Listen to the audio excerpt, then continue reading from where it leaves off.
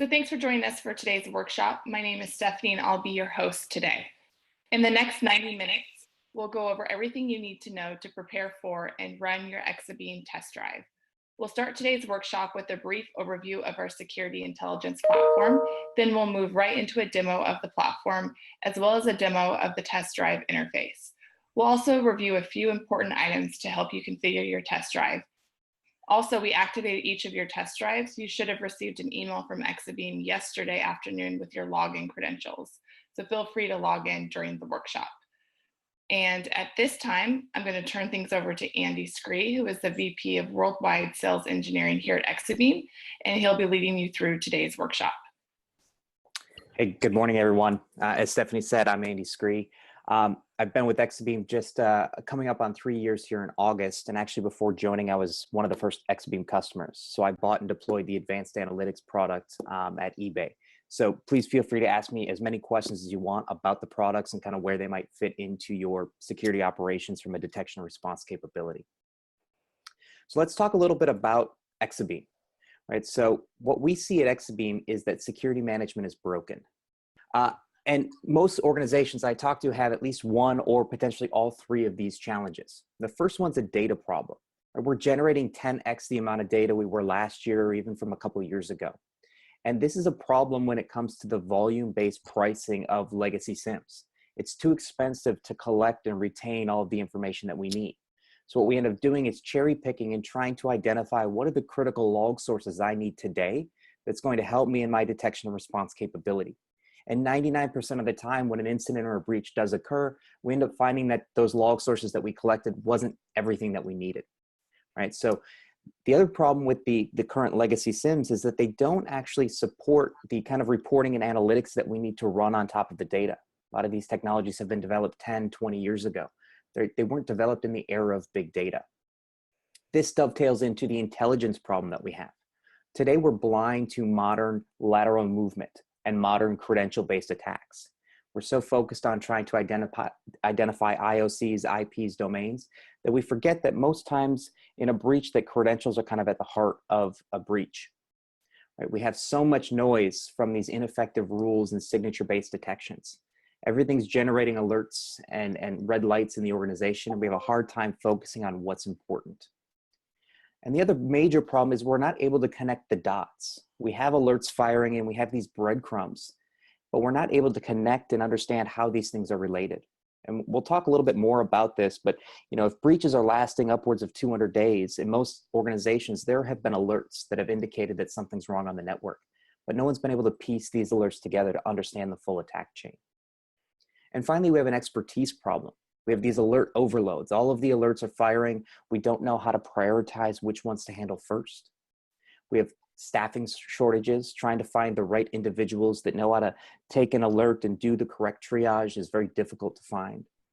And what we end up having is this inconsistent response process. And this is something that I had firsthand at eBay. Post-breach, we were building out a SOC capability and hiring a bunch of analysts. And the challenge was I could hire 2 analysts and give them the same alert, and they would come back with 2 different kind of responses and 2 different outcomes. So we looked at Exabeam from a timeline perspective to help really make our response much more consistent across the entire analyst set. So what is Exabeam doing about this? Exabeam has a security intelligence platform to address these 3 major problems that organizations face. And the first part of the security intelligence platform is the collect, right? So we're offering an unlimited data lake. This is built on open source elastic technology. We at Exabeam think logging is commoditized, right? Organizations aren't getting the value in collecting the logs. You get the value in doing the analysis on top of the logs. So we want to give you this ability to collect a gigabyte or a petabyte of log data at the same price. Now, we also have cloud connectors on top of this elastic data lake, which allows you to bring in the cloud logs and pair them with the on-prem to give you the full visibility of what users have access to and interact with in your environment. Once we've collected the logs, we need to detect, analyze, and piece these logs together. And that's in our detection layer. Our detection layer here is what we call our advanced analytics. This is kind of the UEBA portion of the product. This is what we're most known for. And the detection piece has 3 components. We have an advanced analytics, which is our user behavior analytics. We recently, early this year, introduced our entity analytics.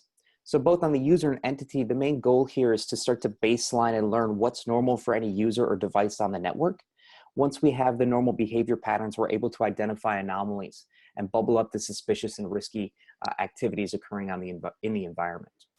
And finally, on the analytics, we have a threat hunter capability. This allows us to be more proactive. It also allows us to ask behavior-based questions to identify who's doing things in the network that maybe they shouldn't be. And then finally, the green piece is our response. This is our automation and orchestration capability. After we've collected all the dots and stitched them together and analyzed them, we need to respond. We'd be able to take the playbooks that you already have from a response perspective and automate them using the existing security investments you have, leveraging those APIs to take action, all the way from investigating and gathering more information and intelligence, all the way to remediation, blocking things on the firewall or quarantining machines. So these three components make up our security intelligence platform. The platform is modular, and so some customers opt to just take one or two of our products, not all three. We have a lot of customers that are looking at Exabeam to augment their existing SIEM capability. Either just from an analytics perspective, we can sit on top of most major SIEMs and collect the logs out of those SIEMs. In a lot of cases, customers are also looking at augmenting their SIEM from a collection and analytics capability, where they'll stand our data lake next to their existing SIEM to collect the logs that they're not able to collect from a pricing problem today. So this is the security intelligence platform. So if we look at the most major breaches recently here, if we build this out, we're going to see that most of them map back to an insider. So when you talk about insider threat at Exabeam, we're considering this two different kind of scenarios. You have your compromised credential, which now has access to your internal network via trusted credentials of an employee.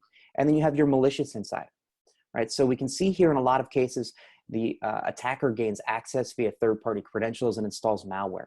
And that malware may want to grab credit card information. In a lot of cases, malware is going to be deployed to harvest additional credentials so that that attacker can escalate privileges and move laterally across the network. This is what we saw at Anthem. Phishing email infected an endpoint, installed malware, harvested credentials, moved laterally. We also see down at Expedia. This is more of that malicious insider, someone who wants to do damage or profit off of the business. And in this case, we had a malicious insider who was a privileged user who had access to the CFO's email inbox. And he used the emails and the information he was able to gather for insider trading activities. But these are all of the breaches that map back to a credential-based attack. And this is what modern SIEMs are blind to. If we look at complex threats and we think about these, they span the entire organization and they leave behavioral artifacts or alerts along the way. And so if breaches are lasting 200 days, in most cases, there have been alerts that have notified or alerted an analyst that the breach is occurring or that something's wrong.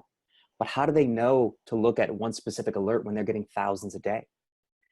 This is the challenge, is I have Proofpoint emailing me and Symantec and Office 365, and none of these things are connected together. They're all breadcrumbs and artifacts that are left behind my network. What Exabeam is able to do is take all of these disparate alerts, and we use a holistic analysis to detect the threats in a visual timeline. So we're able to take all of these alerts that are occurring across the organization and put them into one attack chain timeline. So I can clearly see that that Cisco alert is actually telling me that there's an abnormal VPN login for this user, followed by the fact that there's a first email received from an abnormal domain across your organization. We then see Symantec letting us know that there's an abnormal process running on this endpoint, and finally Blue Coat's telling us there's exfiltration. So this is that ability for an analyst to not have to query the SIEM over long periods of time to try and connect these things manually. Exabeam is doing this for every user on the network every single day. Now, how is Exabeam able to build these timelines? Well, this comes to our kind of unique breakthrough. This is patented technology, Exabeam Stateful Sessions. And we're going to talk a lot about sessions today, and you can think about a session as kind of the day in the life of a user, from the time they log into the IT environment to the time they log out. But what we're doing within these sessions is not only are we holding state on the user's credential, but we're able to identify anytime that user credential changes devices, IPs, or escalates privileges. So when we look at kind of traditional response today in a SIEM, if I'm investigating Barbara, I'm most likely going to go to my SIEM and search for Barbara's credential. And I'm going to get all of this information back about what Barbara did over this time frame. Now, what I may forget is, what if Barbara switched or escalated privileges, switched credentials? And now she's leveraging the DB admin credential. When I'm looking at just Barbara's activities, I'm blind to the fact that this credential was also used. And I would also investigate that in a silo. I may look at DB admin, and I'm going to see everything that DB admin did. What Exabeam is able to do is actually stitch these things together into one complete attack timeline. So I'm able to see everything Barbara Salazar did.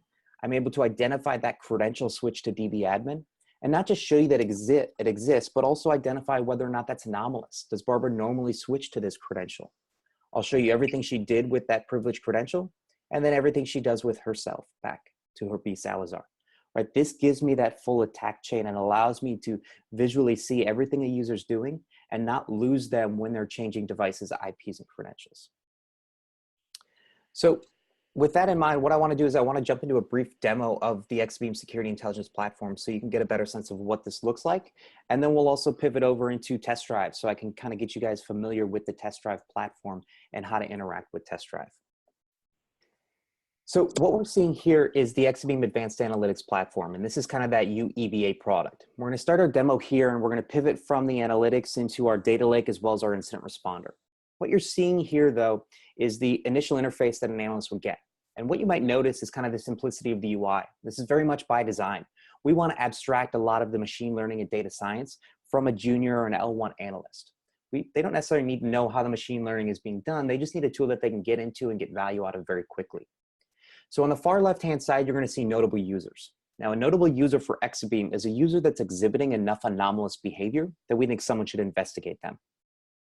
What we mean by notable is a user becomes notable when they reach 90 points of risk in a given session. So we talked a little bit about what a session was, right? So that's the day in the life of the user. So what Exabeam does is we're going to baseline and learn everything that's normal for a user, what they do day to day. And anytime we see them deviate from that normal behavior, we're going to generate an alert. We're going to trigger an anomaly. Every time we see an anomaly, we're going to score it with a subset of risk points. We're not going to alert you to every anomaly we see. We're going to score it with risk, and we're going to aggregate that risk score across that user session. If that user deviates so much from their normal baseline that that risk score exceeds 90 points, they become a notable user and they populate this pane. We can also facilitate sending an incident into our incident responder, the automation orchestration capability. We can send these alerts back into our data lake, or we can syslog them to another ticketing system or generate email alerts when these things occur. Now, the 90-point threshold, along with every single anomaly we add throughout the system, is open and configurable. And you'll actually be able to see this in your test drive, that you can go into our rules management engine and tweak and tune how much risk is assigned to each different anomaly that occurs. Now, the next pane here is our notable assets. Very similar concept here, same risk scoring framework, 90 points. But this is now focused on the devices and the entities in your network. So you may have IoT devices where there isn't a username present. We'll be able to look at IPS devices, firewalls, routers, switches. We're looking at all the entities in the environment, baselining those behaviors and looking for abnormalities. The next pane we have is the account lockouts pane. This is our ability to look at the failed login and lockouts that are occurring in the environment and put a security lens over these things, right? I don't just want to know when a user fails to log in 5 times followed by 1 successful. I want to understand, like Mario here, who's got a risky lockout, I want to know when he's failing to log in an abnormal number of times. And if he's failing to authenticate to systems I've never seen him successfully authenticate to. That's much more interesting than Jim, who fails to log in and locks himself out on his own workstation. And then all the other panes on this main dashboard are what we call watch lists. And the watch lists give you the ability to see any fluctuation in risk. So I have a few users here who are on my departed employees watch list. So these users have given their notice that they're going to leave the organization. And I can keep a close eye on these individuals. I can see Jefferson here has got 0 points of risk. As soon as he deviates at all, it might be 1 point, 2 point, I'm going to be able to see this in the watch list, and I can drill in and find out what are the anomalies that he's being associated with. I don't have to wait until he hits 90 points and becomes notable over in this pane. We're automatically going to build out watch lists for your executive users and service accounts. And we do this by leveraging the context that we're able to fetch from LDAP, Active Directory, or some sort of HR system. I want to keep a closer eye on these credentials, right? My executives have a lot of information and access to a lot of sensitive information. I want to know who's using their credentials and how. And service accounts are a major kind of attack threat vector. A lot of organizations don't have a good handle of where all their service accounts are and what they're up to. So nation states and external parties love to compromise service accounts because they're very active and it's hard to understand what's normal about these accounts. So what we're going to do is we're going to take a stroll through what an investigation looks like within Exabeam. And I'm going to start with Barbara Salazar. I'm going to go ahead and click on Barbara. We're going to start this investigation. Now, the first thing I'm going to see about Barbara is this information card. This is all the context we're fetching out of Active Directory or some sort of HR system. This is all really important. When we think about traditional SIEMs and a lot of other security solutions, they're going to be focused on her credential, B. Salazar. As an analyst, I may not have an idea who B. Salazar is in the environment. So knowing right up front she's a human resources coordinator can already start to inform my investigation. I can think about the things I know Barbara should and should not do on my network just based on her title alone. I'm also going to see that she's also leveraged an SA credential. So this is part of stateful user tracking. This is going to tell me every credential I've ever seen Barbara use across my environment. Now, I'm already got a red flag, the fact that Barbara's using a system admin credential as a human resources coordinator. This doesn't quite make sense to me. This also is in line with a very high risk score, definitely something I want to investigate and take a closer look at. We also, if we need to reach out to Barbara for any reason, we have her contact information, as well as her manager and her manager's contact info. We could quickly add Barbara to any one of our watch lists that we've created, as well as we can see context about when we've first seen her in the organization, when did we last see her, right? We can tell Barbara's not a new credential, she's been around for a little while. And then we're going to show you Barbara's peer groups. So not only is Exabeam going to learn everything that's normal for Barbara and identify deviations from her baseline, we're also going to compare Barbara to her peers. And in this case, we can go ahead and open up Barbara's peer groups and we can look at this word cloud. This is a machine learning algorithm we've developed in-house to identify peers. Now we're going to take in a bunch of attributes from Active Directory like title, manager, department, and use these as peer groups. But we can also identify new peer groups based on the analytics, based on things like which applications does Barbara use and who else uses them? Where does she physically badge in? What building is she actually located in? I can click on any one of these like Human Resources Coordinator, this peer group, and I can scroll down and I can look at all of Barbara's peers in that peer group and their latest risk score within Exabeam. And again, this provides more context. I'm looking at Barbara who's got a risk score of 272 in her last session. And if I look at all the other Human Resources Coordinators, they're all green, right? They're all below that 90-point threshold, which tells me that Barbara's acting way outside or very abnormal even compared to her peers. Now, once we know a little bit about who we're investigating and what this credential is, we can now look at Barbara's risk timeline. I'm going to expand this out to a month. We can see on here each dot represents a session from the time she logged in to the time she logged out. And we can see historically she's had very low or no risk across the environment. All the way up until here on 5/1, she scores 60. And then the next day she logs in and scores 272. Now this risk timeline is really important because again, when breaches last weeks and months, it's not okay to just look at the last 24 hours or 7 days. Exabeam allows me to pivot and look at 3 months worth of data or 1 year very quickly without having to run long historical searches across my data set. So if we go ahead and we look at this risky session and I highlight it, when I'm highlighted on this dot, I can look below the risk timeline and I can see the risk reasons. Exabeam is going to tell me in plain English, what are the anomalies we detected and how many risk points did we add? So here we see it's sorted by the riskiest activity. So Barbara did a credential switch to a privileged or an executive account, SA. Right? And again, I knew Barbara had used the SA account and that was looking weird. And now I know that this is the session where that occurred. I'm also seeing a security alert related to large outbound traffic volumes during a VPN session, 40 points, right? So already my kind of spidey senses are tingling. And I'm thinking, I need to know exactly what Barbara's been up to. What are the activities she performed in the correct order, not just a list of all of the anomalies. So what we can do is we can actually click go to timeline. And this is going to show you the Exabeam's unique view, what we call our session timeline. And again, this all comes back to that stateful user tracking. We're building the session timeline where we're going to show you both the normal activity Barbara performed and the abnormal activity. This is everything Barbara did on this particular day. And we build these timelines for every user on the network every day, regardless if there's any sort of anomaly. So if you ever have the case of HR coming to the SOC and saying, you know, I need to know everything this user did 2 weeks before they left the organization, and your SOC analysts are all running out the door because they don't want to do that and solve that problem, you can actually come into Exabeam and we have these timelines. They're already pre-built. I can tell you everything those users did. So it's a huge time saver, not trying to have to manually search the SIEM and piece these timelines together manually. So in the case of Barbara, we see a VPN login from the Ukraine. This is what's starting her session. And I can open this and expand it and see all of the metadata that we're parsing out of the raw logs. And on the right-hand side are all of the anomalies we're triggering off of this one VPN login and the associated risk scores. So the first thing we're seeing is Exabeam's telling me this is the first time Barbara's ever performed any activity from the Ukraine. And again, that's great. I need to know when users are moving geolocations and popping up in abnormal places. But as an analyst, I want to know, well, how abnormal is it for Barbara to come from the Ukraine? Where does she normally connect from? Well, we can go ahead and click on this data model that's blue. Anything blue is clickable. And I can expose and see the fact that, well, Barbara's only ever connected from the US before, 100% of the time, never from the Ukraine. Because she's coming in from a new geolocation, she's on a new ISP. I'm also seeing the fact that she's connecting from a new device, CC559, for the very first time. We know that it's also the first time anyone across your entire organization has come from the Ukraine. It's the first time anyone across your organization has ever used this device. And again, this adds more context to my investigation. If I have a user using a new device, maybe it's repurposed. Maybe somebody else had that laptop and now Barbara has it. This anomaly is letting me know that, well, that's probably not the case because I've never seen anyone use this device to connect on the VPN. We have some risk transference from a past session, right? So this is an important concept where we know that users aren't always going to act so anomalous in a single session that they hit that 90-point threshold to alert. So what we do is we transfer risk across sessions.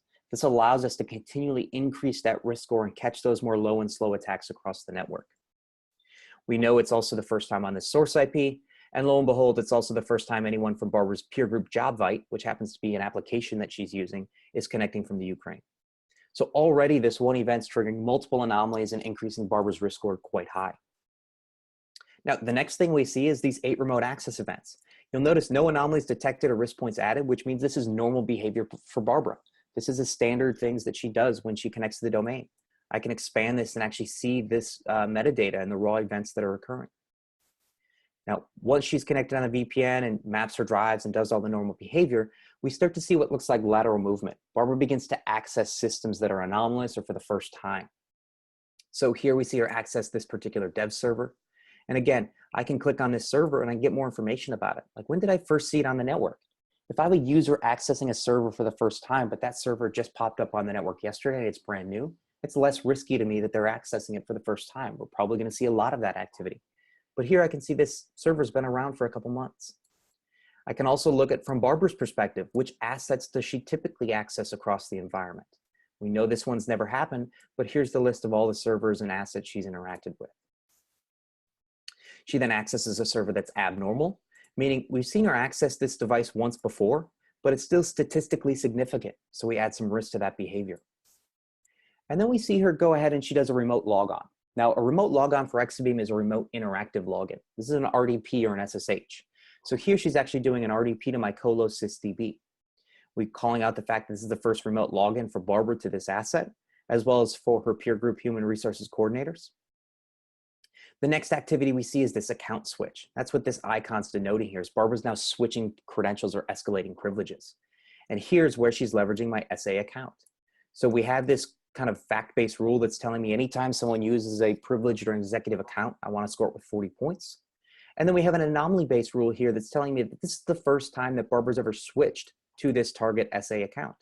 Again, I can see that Barbara's only ever used her B Salazar credential before, never SA. Now, once she's on my colo sysdb and she has the system admin privileges, she's able to kind of leapfrog and daisy chain an RDP from the colo sysdb into a SQL server. And it's the first time she's ever RDP'd to this server. Now, what you're going to notice here is we're tying this back to Barbara, right? It's not anomalous for the SA account to RDP to the SQL server, but we know who's actually behind this SA account, and it's Barbara. So we're saying that, yeah, the SA account's RDPing to the SQL server, that's normal. But the fact that Barbara's using it is what the abnormal activity is here. This all comes back to that credential switch and stateful user tracking. Once Barbara has that SA credential on the SQL server, there's a database login to the payroll database. Again, there's a bunch of first and abnormal access to this particular payroll database for Barbara. And the fact that she's coming in from an abnormal network zone. We usually don't see users log into the database from this IP subnet. Once she's logged into the payroll database, we see database queries being run, right? So we can expand this and we see a select all from the payroll table.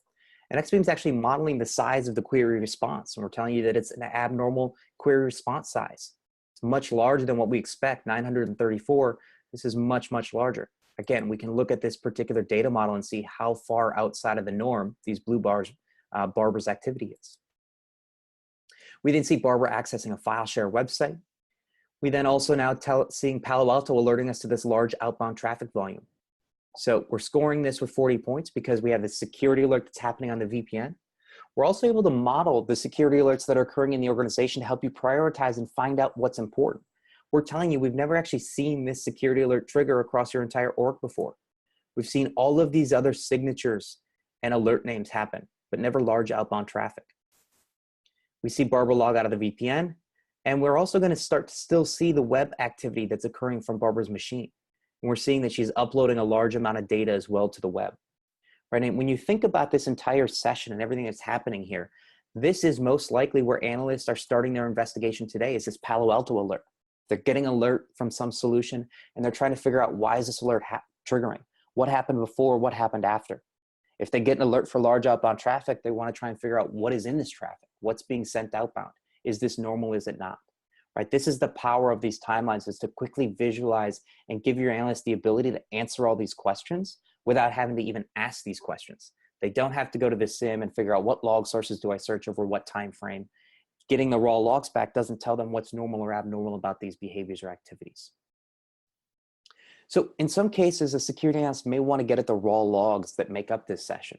So what we can do is we can actually use this little menu icon here and click on Elasticsearch Logs. Now this is integrated with the Exabeam Data Lake. If you have QRadar or Splunk, we have the same integration where we can actually build the exact query that makes up the right time frames, the credentials, the IPs, and the hosts that were used in this session. So I'm going to click Go to Elasticsearch. And now what we're doing is we're pivoting over into the Exabeam Data Lake, right? As I mentioned, this is built on the open source Elastic technology, right? This is proven scalable technology. What we did at Exabeam is we use the open source technology, and we spent a lot of time working on the UI and the workflows within this open source solution. So what you're seeing in our data lake, this is our reskinned Kibana UI. We want to make it very security centric. We want to give your analysts the ability to hunt and peck through logs when they need to at a very efficient rate. So we can see here that I put my query that my Advanced Analytics generated, and it searched it over the right time frame, this absolute time frame. And we can see how many events occurred kind of over this time frame, the number of events. On the left-hand side, we have these kind of facets which allow us to drill down and take a deeper look or filter the log data that I'm seeing. What you're going to see here is this kind of, we're calling out database, VPN, Windows authentication. You're going to see this here in our table view as well. This is what we call Exabeam's enhanced view. Right? We're understanding the logs at more than just a key value pair perspective. Right? It's great to know that this is the same source IP and I can search source IP across all my logs. But Exabeam is saying, yeah, the source IP or the dest IP is here, but we also know that this is a database access or authentication or event. So when we do this, this allows me to look at all my raw logs and kind of see a very similar timeline to what we saw in Barbara's analytics. I can see database activity, database. I can see my Windows authentication occurring in here.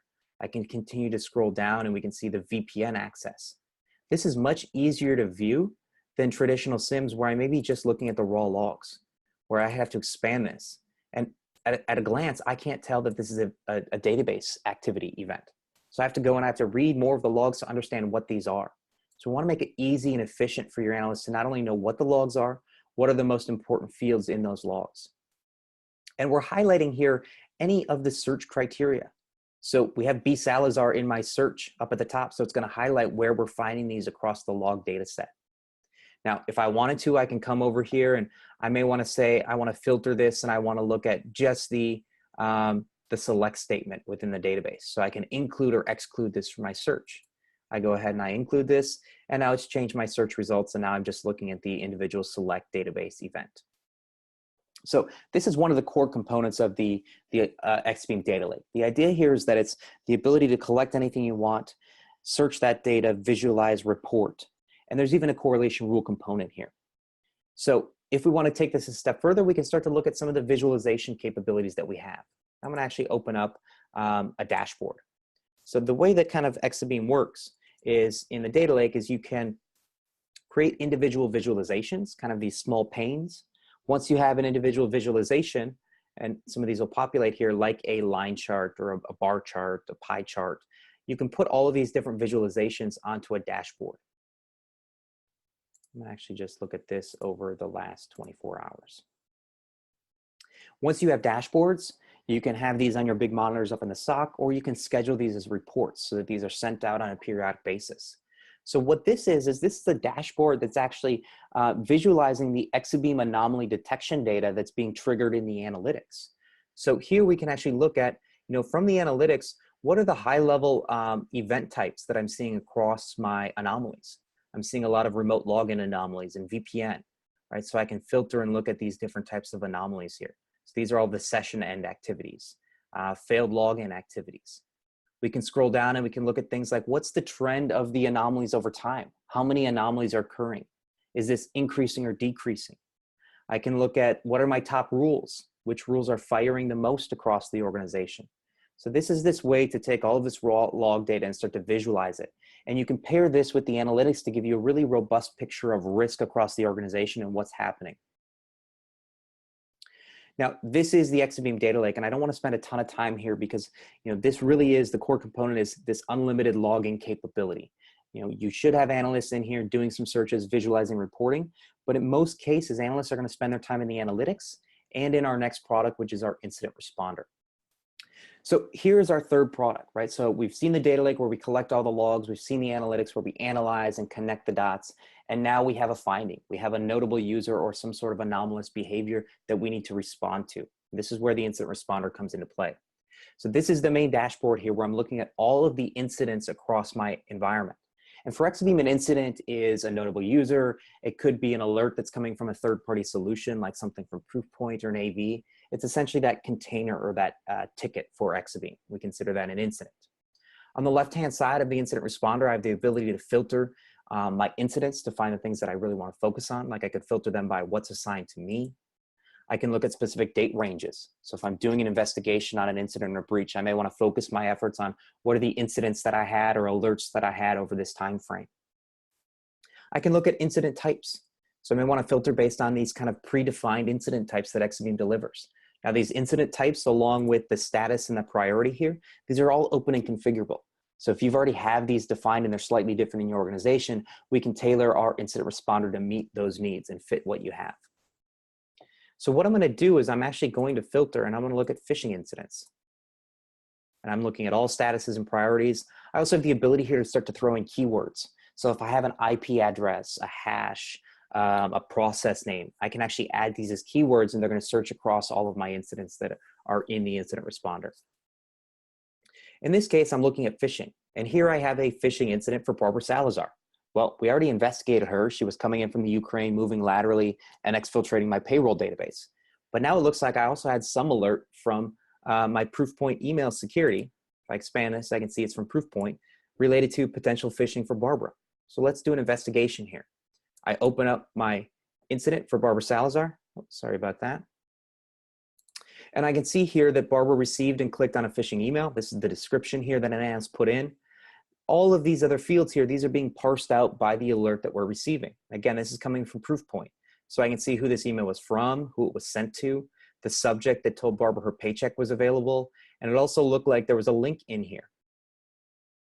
We scroll down here, we can go ahead and we could pivot to the Proofpoint console if I wanted to see what this looked like in Proofpoint, get more information. I have the alert severity, the start time, the created time, who it was uploaded by. We scroll down a little bit further. We have an activity log. So for this incident, we're going to audit everything an analyst does. If he changes priority or status, reassigns it, any playbooks or actions run, all of this gets audited. Right? And this is great just from an auditing perspective and being able to look retroactively about how this was handled. But you can also use this as a training tool. If you hire a brand new analyst, you can put them in Incident Responder and say, look at all the cases we closed last week or incidents, and go look at those activity logs. What are the playbooks we ran? What are the actions we performed? How do we typically handle incidents across the business? We have a place to upload artifacts. This is a great place to upload even large files, memory dumps, headers, hashes. I can keep one place for all of the artifacts for my incident. And then we have a place to add comments. So this can allow my analysts to be interactive and add comments about what's going on in this case. Now, where the rubber really meets the road here, though, is in the automation and the orchestration. And this all happens from our workbench. So I'm going to click View Workbench. Now, once we're in the workbench here, I can see that this workbench is completely empty. There's been no automation or orchestration run. And I have two options. I can run an action, which is an individual API call. So something like a block. block an IP, a URL, a domain. Or I can run a playbook, which is a series of actions on a decision tree. So we happen to have a phishing playbook that we ship out of the box. So I'm going to go ahead and run this playbook. I'm going to launch this. Now, while this playbook is running, I want to show you how we're defining this playbook in Exabeam. So I've clicked on my Playbooks tab. So these are all of the playbooks that we have in this particular environment. And I can see I have this phishing playbook. I can go ahead and open this. We're going to show you, this is how we define playbooks in Exabeam, right? Along with the rest of the platform, we want to make playbooks easy. I want to you some work their function, and I don't want them to have to learn how to code in Python. So we give you this UI editor that allows them to drag and drop these actions into a decision tree to start to automate their job function. So for this playbook, we're going to extract links. We're going to check virus total reputation of any files and the hashes. We're going to scan the text with Yara. We're going to hunt through email sessions. We're going to do all of these various things. And once I get the links, there's a decision tree here on whether or not I want to get the reputation, right? If that link is there or not. If I want to extend this playbook, I can simply drag and drop and add an additional action or decision tree here. Now, we also have this little clock up here, which allows us to automate the triggering of playbooks. So in the case of phishing, a lot of organizations have a mailbox where users will email suspicious or risky looking emails. And in most cases, those email inboxes get very large. No one looks at those emails individually. We can actually trigger a playbook off of that. So we can schedule Exabeam to pull these emails out of that inbox and automatically run this phishing playbook on every single email that hits that inbox. If we determine that there is a phishing incident, we can go ahead and change the status and the priority as part of that playbook to alert an L3 analyst or someone in your organization that, hey, this one email does look suspicious or risky. So if we go back to our workbench where our playbook ran, I'm going to scroll all the way to the bottom. So every time Exabeam runs an action, it returns a card on screen. So the first thing we did was extract links. So I can see that there was google.com as well as the shortened URL, which we went ahead and expanded to file mirrors. And it looks like there was a zip file associated with that link that was probably downloaded. We scan the text of the email with YAR rules, and we see things like masked links, a low reputation sender. We go ahead and we scan the file, that zip file that was downloaded, and we see that there's network vulnerabilities and POS FastPass detected, keylogger. We go ahead and we check the domain reputation score of Cisco Umbrella of that file mirrors domain. It's coming back with a high risk score. We check the categorization from Cisco, and it is indeed already categorized as phishing. We take the MD5 of that zip file and we put it up in VirusTotal, and it's coming back as an infected piece of malware. We have some expert phishing rules, which our security research team has developed, looking at things like, again, masked links, a sender domain younger than 30 days. It's very common for phishing emails to use brand new domains. We're also going to go into Office 365 and identify any other recipients of this particular email that Barbara has. So this helps us scope who else might be involved, who else might have malware on their machine. We're going to look at detonating the zip file into our vExtreme sandbox and getting the risk score. We're also going to get any of the behavior and network indicators that vExtreme is reporting from this particular zip file. And then we're going to summarize this. We're going to say, you know what, we did analyze this email and we did conclude that it is in fact a phishing email. Here again is some of the information about the email itself. Here are some of the findings, the fact that there were masked links. We detected malware in the zip file. We're also going to give you some recommendations. We recommend that you block this from web access and block this sender from sending to your domain inbound emails. Now, as an analyst, without having to go through and try and gather all of the information that we have in all of these cards below, I can simply come in here and start to do these remediation actions, like going ahead and blocking that URL on the firewall or on my proxy. Right? So it's the ability now to not have to spend all this time gathering more information and completing the puzzle, but getting right to the remediation and really decreasing the risk to the business through the automation and the orchestration. So let's take a look at what Test Drive is. So at a high level, Test Drive is everything I showed you, but in a live environment. So it's really kind of what we consider a cloud POC. What we started to see with customers is that, you know, when you look at log data is really all the same, right? My Windows logs are very similar to your Windows logs or VPN. It's just the users and the IPs that are slightly different. So we built Test Drive with this idea of, you know, most IT environments are very similar from a log data perspective. So Test Drive is this live environment where data is getting generated and flowing into our data lake for collection. It's then sent into the analytics to do real-time analysis to identify anomalies. And then we have the incident responder capability to generate incidents and play around with playbook creation and running playbooks within the environment. So that's kind of high level what Exabeam Test Drive is. It's this live living environment, basically a demo or a cloud POC. So when you first log into Test Drive, this is kind of the landing page, right? Welcome to Exabeam Test Drive. We could go ahead and we could jump into any of the 3 products that we have that I've shown, or we can start by taking a tour of Test Drive. So if I click on Take Tour here, this is gonna pop up these little cards. This is called Walk Me. And Walk Me is going to guide you through not only the test drive, but also all 3 of our products. It's going to help you get familiar with what a notable user is. How do I search? How do I threat hunt? Right? And we're going to walk through some of these scenarios. So this is my welcome. I can go ahead and click on the next here. And this is going to start to teach me about test drive and how to navigate. So the first thing I'm going to do is open up the test drive menu. I can click next here, and it's going to automatically open this for me. It's talking to me about the product navigation. So if I'm in any product, if I'm in the advanced analytics, I can always open up this menu and I can pivot over into any of the other products within the test drive. So my data lake, my advanced analytics, or my incident responder. I have overviews.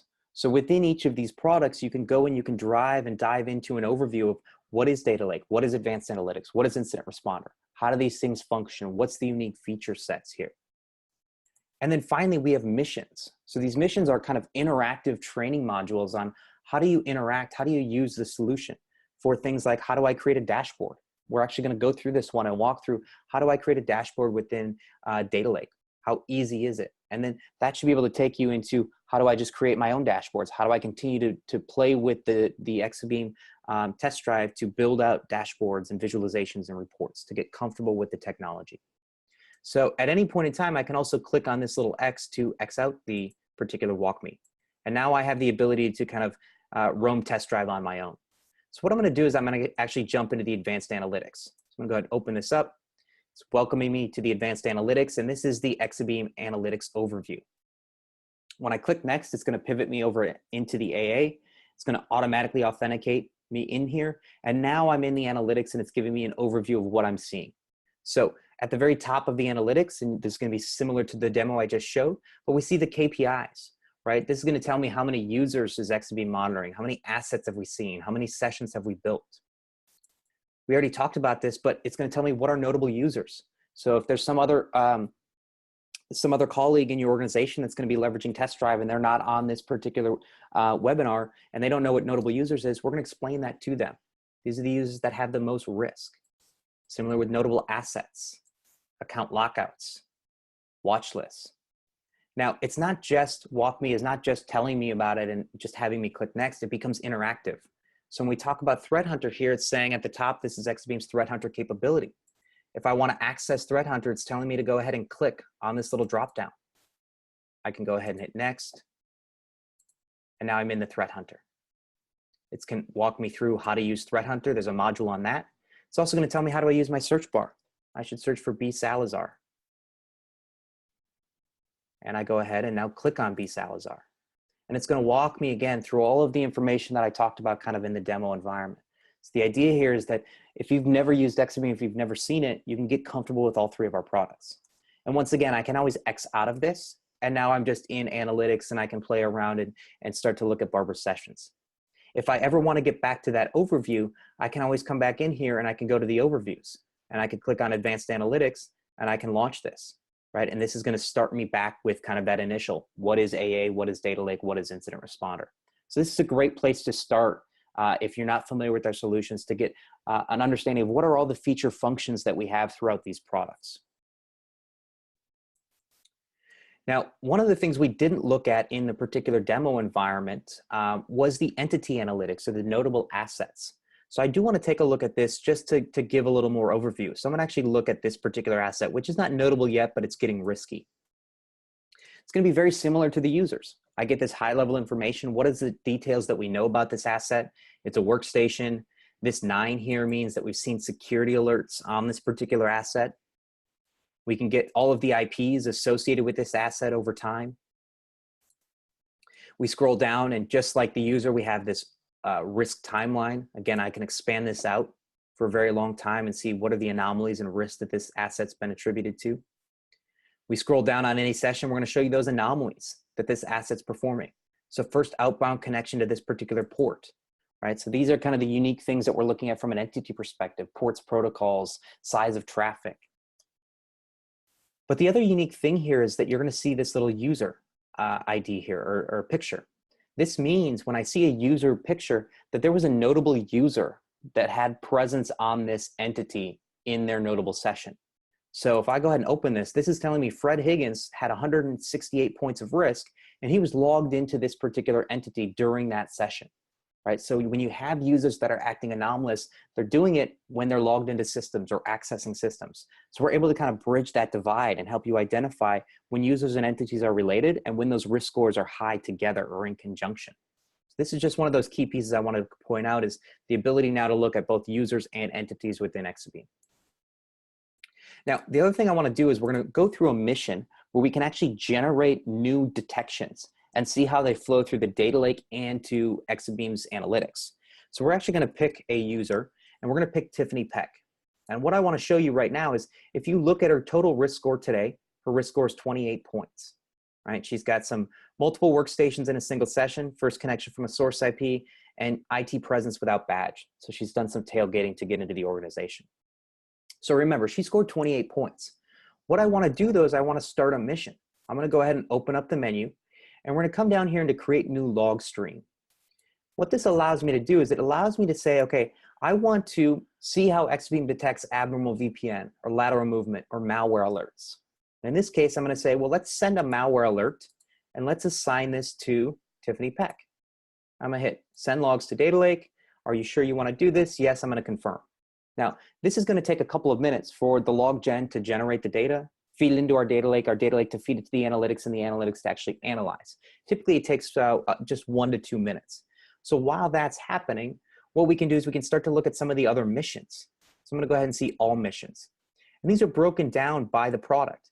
So we could add a new log feed into analytics. We could look at how analytics does time-based modeling, which is unique. Not just modeling what users do, but when do they do it. But I want to talk about host-to-IP mapping, because host-to-IP mapping is really the technology that allows us to do these stateful user tracking sessions. So I'm going to click host-to-IP mapping, and I'm going to launch this mission. Again, it's going to tell me a little bit about the host-to-IP mapping. It's an incredible time saver that analysts are doing this work today, multiple times a day, usually going through DHCP logs or some other log source. I'm going to go ahead and hit next. All right, so in the search bar here, it's telling me that I can search for security alert IDs, session IDs, IP addresses, and users and assets. But it's telling me to continue to type in this particular username. So Y70WKS932. Oops, 32. All right, now that it's popped up, it says to click on this particular asset. Now what this is telling me is that basically when I search for any asset within Exabeam, I can go ahead and I can look at the IP below, and that's going to tell me the latest IP that it had. But I can also expand this and see every IP that it's been assigned and what the least duration or time frame was that, right? So this is giving me all the host to IP mapping information. I can go ahead and copy all of these IPs into my clipboard, so I could paste them into a Word doc or a notepad. I also have the ability to export these into a CSV. And I can also search. So if I want to know, did this particular asset have this IP at any point in time, I can search for any IP here. And I can give it a date range. So again, if I'm focusing my investigation on a week or a couple days, I can focus this down into what IPs did this asset have over this 2-week time frame. And again, this you can do searching your Windows log or your DHCP logs, but it's usually kind of a painful process. If we can take something that would take you 5 minutes and it can only take a couple seconds in Exabeam, we're saving your analysts a ton of time, especially when it's something they repeatedly do over and over every day. Now, what we can also do is we search for an asset and found the IPs. We can also do the inverse. So I can start with an IP address and I can search for an IP within Exabeam, and it's going to show me the IP right now. There's no host, which means it's not assigned to anybody, but I can look at all assets associated with this IP. And once again, I'm getting all of the assets that I've ever seen assigned to this particular IP address. I get the time frames of when that association was there. I also can see, the top user of these assets. So in most cases, the top user is the user who owns that machine. It's usually the user's workstation. So when I know that this HWK workstation had this IP, This is the top user, which means this is most likely the user that was logged into this asset when it had that IP address. So that's kind of our overview of host to IP mapping. Right? So these are the little missions that help you understand the small nuanced feature sets of the products that can help save your team a ton of time. So let's take a look again now at PEC to see if we have, so we're still waiting on that data to be analyzed. So while we're waiting on that security alert to show up, why don't we do another mission related to Data Lake? So I can come in here and I want to say, let's create a new dashboard in Data Lake. Go ahead and launch this. This is now going to pivot me out of the analytics, and it's going to open up my Data Lake. So I want to create a new dashboard. We're going to go ahead and hit next. It's telling me to select my application activities, as well as my top 5 source IPs, and to add these particular save searches and save visualizations to a dashboard. So we start by building the searches and or the visualizations, and then we can combine either one of these or both to a dashboard. It's telling me I should increase my time boundary here, so we're going to do it to today. And what you're going to see here is you can kind of see at the top this little bar that runs through, and that means my search is running. But I already have some values being returned here. So my dashboard's created. I have these visualizations and panes returning values. We're going to go ahead and hit next. And now it's going to walk me through resizing. You can actually see there's a little GIF here kind of in the walk me. So it's telling me that I need to resize my log view. Oops, let me go ahead and hit next. Let me grasp this. There we go. I'm increasing my log view. Then it's also wanting me to move my top source IPs up. Oops.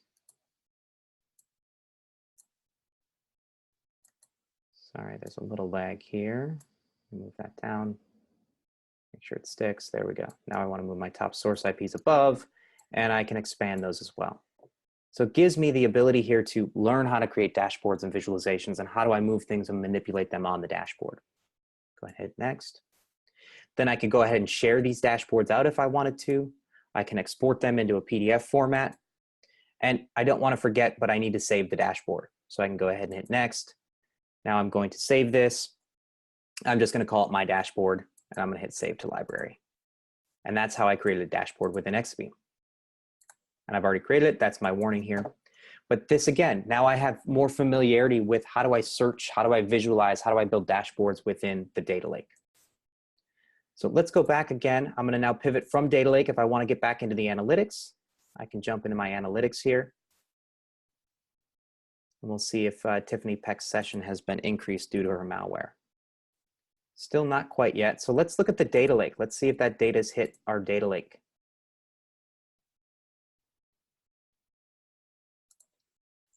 So I'm just going to use her. I believe it's TPEC. All right, so we can see in the last 15 minutes, we do have information, right? And I can look again on the left-hand side to see what are the things we're seeing. Badge events, endpoint, failed logins. Here are the security alerts. So this data did get generated, and it is sitting in our data lake. So our analytics is still probably waiting to actually analyze this data set, right? Typically, there's a lag of about 2 to 5 minutes between when the logs hit the data lake and when it's actually analyzed in the analytics. But we can see that, in fact, we do have the security alerts. So I've now added this to my particular search here. Include, and we'll just wait for this to occur. Let me strip this off. TPAC.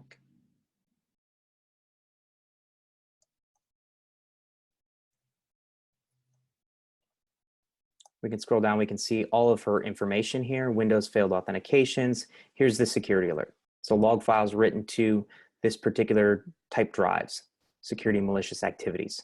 So these are all of the security alerts that we're going to expect to see in the analytics when it catches up to the real-time data detection. So one of the other things we can do, which we haven't touched on, is missions within Incident Responder. So I can come down here, I can scroll, and we can look at how to create a playbook. So we could go ahead and launch this particular mission. And now we're going to pivot over Incident Responder and the missions within IR. So let's create a new playbook. All right, we're going to click on Playbooks. We're going to create a brand new one. We're going to assign it a name and a description. So I'm just going to call it new playbook, new playbook. We'll give it a unique name, Andy's playbook. All right. So here's what we're building, right? It kind of gives me an idea of what are we looking at? Why are we building a playbook? So when we receive an incident, there's a process that determines the legitimacy of an IP address. So we're basically going to build a playbook looking at IP reputation. So we're going to go ahead and hit next. It's telling me to go ahead and hit start and create a new action. All right. So what we're going to do is we're going to get the IP reputation. Go ahead and hit next. So I have this. I got my reputation. Now it wants me to create another new action. So go ahead and create a new action off of this. And I want to get the geolocation of an IP address. So this is all I'm doing is I'm getting the reputation, I'm getting the geolocation of an IP, and now I'm going to connect this to my end. Grab this, connect it to the end. And I'm going to go ahead and save. Right? So that's really all it takes to create a playbook, right? We don't have to have very sophisticated playbooks that have, you know, 10s, 20 different actions.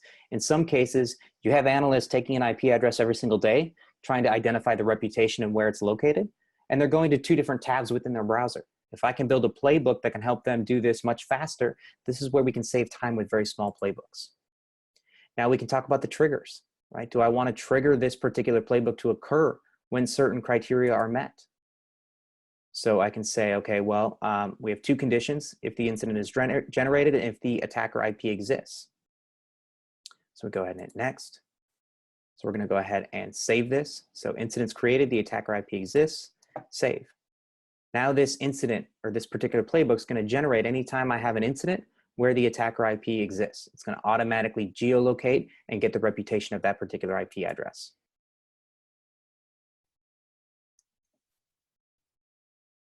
And I'm going to actually X out. I'm not going to create a whole new incident. So let's go back into our AA here. Let's see if Tiffany Peck's risk score is increased.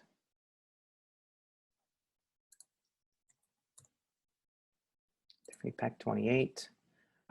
So we can actually see if we drill in, her risk score is now 73, right? So if we scroll down here, we can see that today, this morning, after I triggered that playbook around 8:50, we can see process execution now occurring. We scroll down a little bit further, we're seeing the Windows activities that we saw. We can also see the IT presence without badge. So this is all the stuff that she had before. We can start to see now, this is the malware that's being detected. So we can start to see now, I generated brand new logs in Test Drive.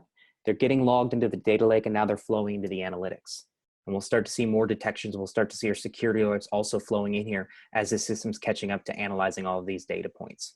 We can see now in real time how Tiffany's risk score is actually increasing based on the mission or the fact that we generated new log streams. So this is kind of Exabeam's test drive, right? It's this live environment that you can interact with, you can play around with, you can create visualizations, dashboards, playbooks, right? You really can't break Exabeam's test drive. So feel free to go into the administrative menus and play around with the administrative settings, change risk scores on anomalies, add new log feeds into the Exabeam platform. You should be able to get really comfortable on everything that Exabeam is able to provide. You should all receive an email welcoming you to the Exabeam test drive. One of the things we've noticed in some organizations, there are browser settings that block access. So we do have a website called check.exabeamtestdrive.com. So if you are having problems or if you want to be proactive, go to this website and it will just check and validate that your browser settings match the requirements of what test drive will need in order to operate correctly. If you do have any issues with this or any of the checks fail, please reach out to your local sales rep and he can work with the internal team here at Exabeam to help resolve any issues that might be happening. So this is kind of the invite that you should be seeing in your inbox. It's a welcome to test drive email. This automatically gets generated when the test drive is already set up and ready to be logged into. So you're going to get your account ID, your username, and your password. If you just click on the Get Started, it will automatically launch into the exabeamtestdrive.com website. Once you get to the Exabeam test drive, you're going to see a screen that looks just like this. This is the login page. You'll go ahead and copy all three of those values. So the account ID, the username, and the password, and you'll go ahead and just hit login. Once you've logged in, you're going to start to see WalkMe pop up right away, right? This is similar to what I saw. You have kind of this main dashboard. WalkMe is going to welcome you to test drive, and it's going to help you guide through test drive. And again, you can either X out of WalkMe and just explore the products on your own, and you can always go back and tell WalkMe, hey, tell me more about test drive or any of the individual products for kind of that self-guidance. We also have a contact button. So if you have questions, feedback, feel free to leverage the contact us button. We have a drop down of subjects, submit the body or the question, the comment that you have. Feel free to reach out to your local sales rep and or sales engineer, right? If you have questions, if you want to know what certain things mean, feel free to reach out. We love the questions. We love feedback and comments about the test drive. Okay, so thanks, Andy, for today's workshop, and thanks to all of you for joining us today. As we both mentioned, you should have an email from us with your test drive login credentials. And please don't hesitate to reach out to your sales rep or the test drive team with any questions you may have. Thanks again for joining us. Bye.